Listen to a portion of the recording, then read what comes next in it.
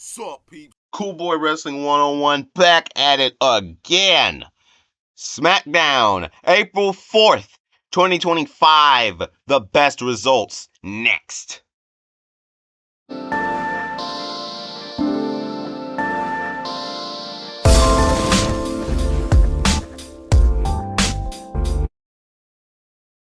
Okay, so they were in Chicago, so they let CM Punk have his moment for about 10 or 15 minutes, talking in the ring before he was interrupted by Paul Heyman. Paul Heyman, he says he has one more favor besides War Games for Punk. And he said the other favor is to let him know what's Paul Heyman's other favor that he owes Punk. And CM Punk said that he's going to tell Paul along with Roman Reigns when Roman Reigns gets here, because Paul Heyman told CM Punk that Roman Reigns was not in the building yet. He said, well, when Roman Reigns gets here, I'm going to tell both of you at the same time. And then he just walked out, which kind of left that cliffhanger. Which, by the way, it wasn't much longer after that Paul Heyman ran to Seth Rollins backstage, and Seth Rollins says he also wants to be around to hear what that favor is as well. So that also leaves a little cliffhanger there. And Paul looked into the camera and he said, Punk, whatever the favor is, he said yes. He said the answer is yes to whatever favor it is, which puts you in even a bigger hole. Like, why did you even say that? But anyway, of course, it's for entertainment. Kevin Owens came out there and, along with Nick Aldis, told the fans that he's not going to be able to wrestle at WrestleMania. He said he has a neck injury. He said he just discovered it. He said he's had a neck injury for a little while, and now he's just discovering it, and he has to have surgery. And they're really trying to make this convincing, like they're really trying to make it real. But just knowing how these things go with the scripts, I can tell you that this is not real. This is a part of the script. It's all a game. It's all a part of a game. Randy Orton comes out there, and Kevin Owens leaves. And Randy Orton's just standing there in the ring. He never says one word, but Nick Aldis looks at him and he says, "You do not have a match for WrestleMania anymore." Randy Orton RKO's Nick Aldis, which I even said it just before it happened. I said it's going to happen. Because I don't know if you remember, but like this was like months ago. Like this was like way long ago. It might be over a year and a half now. He RKO'd Nick Aldis before, and he paid the fine because he fined him, and he paid him again. And he said, "What's this for?" He said, "Because I will RKO you in the future." And when I was looking at Randy Orton there, I said, now's the time for that RKO. And yes, he RKO'd Nick Aldis. And that was pretty much that. Now it's time for the favor. Roman Reigns is in the ring talking for a few minutes. It's not much longer that he is interrupted by Seth Rollins.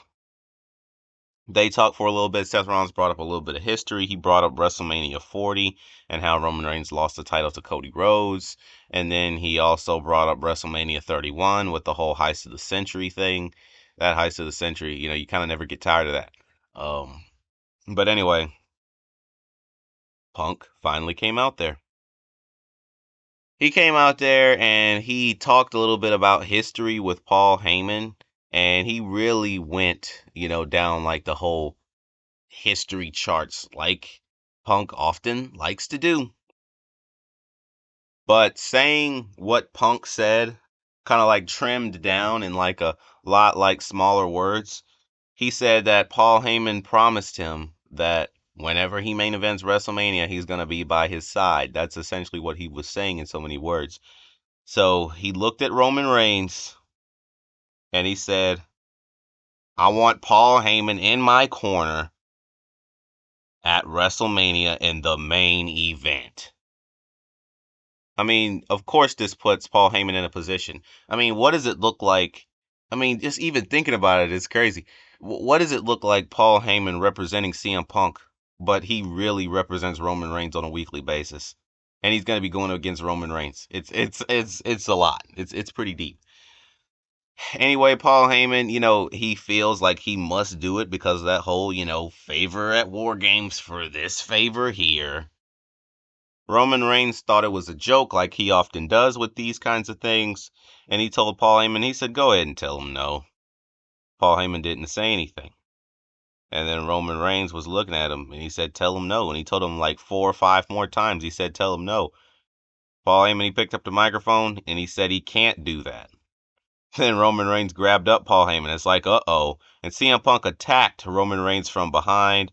Paul Heyman and Seth Rollins stayed out of the way while CM Punk was bringing the fists to Roman Reigns. And then he picked him up and hit the go to sleep on Roman Reigns. And Paul Heyman was just watching him. And the show ended with Punk and Rollins staring each other down, and Paul Heyman kind of like just in the middle there. And it was just a really good ending to the show, man. This is getting good. It's getting entertaining, man. We've got some entertaining stuff. We got this here on SmackDown and over on Raw. Jimmy and Jey Uso against Gunther is becoming pretty entertaining over there. So it's just it's good right now. Like, this adds a new factor, but back to SmackDown, this adds a new factor now. Like, Punk literally brought up something that Paul Heyman said too many years ago, right? You brought up something that he said years ago, and you're using it now whenever you main event WrestleMania, and we're using it now? But it just makes things a lot more interesting, man. It makes things a lot more interesting. But that's it for this video, peeps. Peace out, peeps.